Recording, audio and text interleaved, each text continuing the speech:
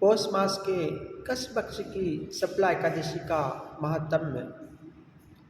श्री युधिष्ठिर बोले, हे नाथ, अब कृपा करके पौष मास के कृष्ण पक्ष के एकादशी का वर्णन विस्तार पूर्वक करें।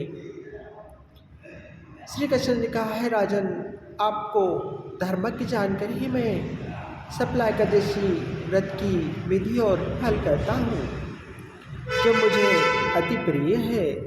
इस व्रत के कर्ता से मैं अति प्रसन्न रहता हूँ और उसे मोक्ष प्रदान करता हूँ। इस एकादशी को नारायण का पूजन करना चाहिए। व्रत का विधान उसी प्रकार है जैसा कि पहले बता चुका हूँ। शुक्ला एकादशी के दिन प्राणी नियम सहित श्री नारायण की पूजा करे और नारियल, नींबू, अनार, सुपारी आदि अर्पण करके धूप पुष्प अर्पित करे। रात्रि को दीपदान करके जागरण करे। इस व्रत के समान कोई अन्य व्रत नहीं है। 5000 वर्ष तप करके करने का फल इस व्रत के करने से मिलता है।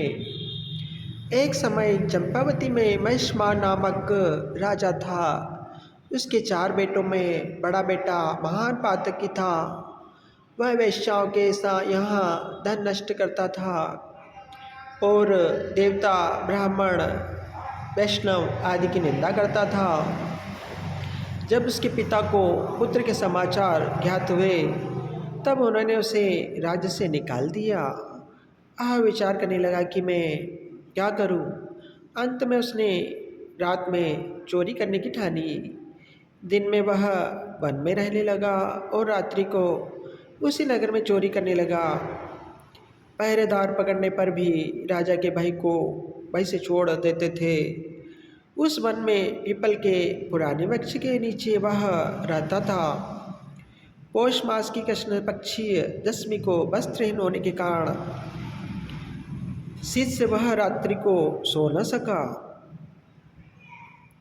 और शुक्ला एकादशी की दोपहर को वह दुराचारी मूर्छित हो बेहोश पड़ा रहा। जब उसके कुछ होश हुआ तो वह उसे तो अपनी जगह से उठकर गिरता पड़ता भोजन की तलाश में चल पड़ा।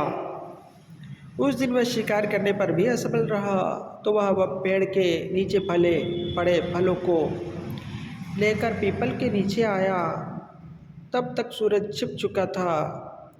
फलों की पीपल में जड़ के पास रखकर वह बोला, हे भगवान, इन फलों से ही आप अपनी तृप्ति करे ले। ऐसा कहकर वह अपनी करनी पर पश्चाताप करने लगा। उसके व्रत और जागरण से भगवान प्रसन्न हुए और उसके सब पाप नष्ट हो गए। सुबह होते ही सजा हुआ एक सुंदर घोड़ा उसके पास आकर खड़ा हो गया। तभी आकाशवाणी हुई, हे राजकुमार, भगवान नारायण के प्रभाव से तेरे सब पाप सबल नष्ट हो गए हैं। अब अपने पिता के पास पहुंचकर राज्य प्राप्त कर ले। आकाशवाणी सुनकर वह सुंदर वस्तु को अपने पिता के सामने जा पहुंचा। पिता उसको राज्य सौंपकर सब भजन पूजन करने लगे, वन को चले गए।